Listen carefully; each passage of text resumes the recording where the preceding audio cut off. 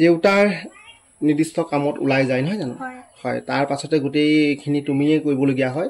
এতিয়া গোটেইখিনি কৰিবলগীয়া হয় ন হয় সেই আগৰ নিচিনাকৈ হয় নিজে ৰন্ধা বঢ়া কৰি ভাইটি ভণ্টিহঁতক খুৱাই বুৱাই নিজে কলেজলৈ যাবলগীয়া হয় সেই পৰিৱেশটো এতিয়াও হৈ আছে ন এতিয়াও আছে তেনেকৈ হয় নমস্কাৰ মই হেমন্ত আপোনালোক সকলোকে স্বাগতম জনালো মই আজি আপোনালোকক সৰুপথাৰ সমজিলাৰ অন্তৰ্গত টেঙানী আলিচিঙা গাঁৱৰ এখন বিশেষ ঘৰলৈ লৈ যাব বিচাৰিছো গতিকে আহকচোন আমি সেই বিশেষ ঘৰখন অৱশেষত টেঙানী আলিচিঙা গাঁৱৰ সেই বিশেষ ঘৰখনলৈ সোমাই আহিছো অতি এক সুন্দৰ সেউজীয়া পৰিৱেশৰ মাজত ঘৰখন অৱস্থিত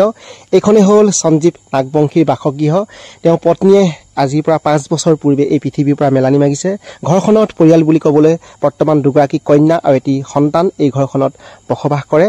ডাঙৰ জীয়ৰীৰ নাম হ'ল দীপিকা নাগবংশী মাতৃৰ মৃত্যুৰ পিছৰ পৰা দীপিকাই ঘৰখনৰ দায়িত্ব চম্ভালিবলগীয়া হৈছে পিতৃয়ে কামৰ বাবে বিভিন্ন ঠাইলৈ যাবলগীয়া হয় গতিকে দীপিকাই ভাই ভনীয়েকৰ খোৱা বোৱাৰ সকলোখিনি দায়িত্বৰ লগতে তেওঁলোকৰ পঢ়া শুনাৰ ক্ষেত্ৰতো চকু দিবলগীয়া হয় দীপিকাই নিজৰ পঢ়া শুনাৰ ক্ষেত্ৰতো যথেষ্ট গুৰুত্ব প্ৰদান কৰিছে তেওঁ বৰপথাৰ বালিকা উচ্চ মাধ্যমিক বিদ্যালয়ৰ পৰা হাইস্কুল শিক্ষান্ত পৰীক্ষাত লেটাৰসহ তেওঁ প্ৰথম বিভাগত উত্তীৰ্ণ হ'বলৈ সক্ষম হৈছিল আৰু উচ্চতৰ মাধ্যমিকৰ চূড়ান্ত পৰীক্ষাতো তেওঁ প্ৰথম বিভাগত লেটাৰসহ লাভ কৰিবলৈ সক্ষম হৈছিল যথেষ্ট মেধাৱী এগৰাকী ছাত্ৰী তেওঁ যথেষ্ট প্ৰত্যাহ্বানৰ সন্মুখীন হৈও তেওঁ সকলোখিনি ন্যায়িকৈ কৰি যাবলৈ সক্ষম হৈছে এই মুহূৰ্তত মই আপোনালোকক দীপিকা নাগবংশী কাষলৈ লৈ যাব বিচাৰিছো এয়া মুহূৰ্তে দীপিকা নাগবংশী তোমাক স্বাগতম জনাইছো যথেষ্ট ভাল লাগিছে তুমি তোমাৰ যি শিক্ষাৰ ধাৰা খুব সুন্দৰকৈ তুমি ৰাখিবলৈ সক্ষম হৈছা তুমি বৰ্তমান ক'ত অধ্যয়ন কৰি আছা মই বৰপথাৰ মহাবিদ্যালয়ত ন মই বিএ সেকেণ্ড চেম বৰপথাৰ মহাবিদ্যালয়ত ন হয় কোন বিষয়ত তুমি মেজৰ লৈছা ছচিয়লজিত ন দীপিকাৰ এগৰাকী ভনীয়েক আৰু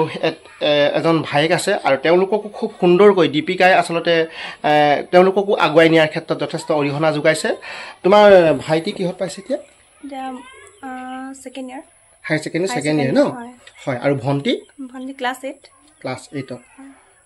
দেউতাৰ নিৰ্দিষ্ট কামত ওলাই যায় নহয় জানো হয় তাৰ পাছতে গোটেইখিনি তুমিয়ে কৰিবলগীয়া হয় এতিয়া গোটেইখিনি কৰিবলগীয়া হয় ন হয় সেই আগৰ নিচিনাকৈ হয় নিজে ৰন্ধা বঢ়া কৰি ভাইটি ভণ্টিহঁতক খুৱাই বুৱাই নিজে কলেজলৈ যাবলগীয়া হয় সেই পৰিৱেশটো এতিয়াও হৈ আছে ন এতিয়াও আছে তেনেকৈ হয় হয় হয় দেউতাই যথেষ্টখিনি সহায় কৰে ন দেউতাই কি কৰে দেউতাই কাঠমিস্ত্ৰী কৰে ন হয়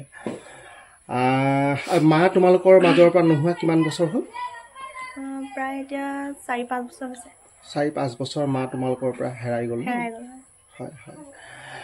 এখন স্কুটি পাবলৈ সক্ষম হৈছা নিজৰ মেধাৰ বলত পাবলৈ সক্ষম হৈছা সেইদিনটোত কেনেকুৱা লাগিছিল তুমি যিদিনাখন স্কুটি পাইছা বহুত ভাল লাগিছিলে বহুত মোক এনেকুৱা লাগিছিল যে মই কিবা এটা নিজে জ্ঞান অৰ্জন কৰি কিবা এটা নিজৰ কাৰণে মানে পাবলৈ সক্ষম হৈছা হয় না নিজে কষ্ট কৰি কষ্টৰ বলত পাবলৈ সক্ষম হৈছা আচলতে এইটো এটা প্ৰাপ্তি সম্পূৰ্ণ এটা বেলেগ নহয় জানো হয় কোন কোন গৈছিল আনিবলৈ মোৰ দাদা গৈছিল আৰু মই গৈছিলো বৰ্তা ল'ৰা ন গোলাঘাটৰ ক'ত দিছিলে বেঙেনাখোৱা হিৰো ডিলাৰ ন হয় হয় যথেষ্ট ভাল লাগিল আৰু তুমি আগবাঢ়ি যোৱা মই তোমাৰ উজ্জ্বল ভৱিষ্যত কামনা কৰিছো আৰু মই তোমাৰ পৰা বিদায় লৈছো থেংক ইউ ছাৰ হয়